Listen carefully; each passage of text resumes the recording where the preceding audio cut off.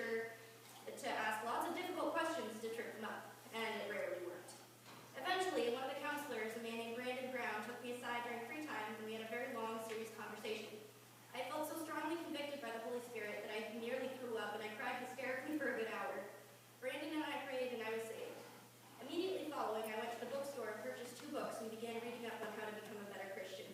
With help and prayer from my cabin mates, who even helped me let go of my goth face by throwing out my old black lipstick, I began to leave my old life behind. When I got home from camp, I realized how difficult it was going to be to follow the new commitment I had made. Temptation was rampant, and several of my friends left my company after I had become, quote, Jesus-free. But with help from new friends like Curtis, Gabe, Sydney, Zach, and Dakota, and old ones like Alan and Michelena, I've been doing my best to live on the straight and narrow path and realize the desire to commit my life to Christ. My favorite Bible verse is Psalm 147:3. He heals the brokenhearted and he binds up their wounds. I was a brokenhearted sinner, and he bound up my wounds. And it is because of him that I choose to give my all.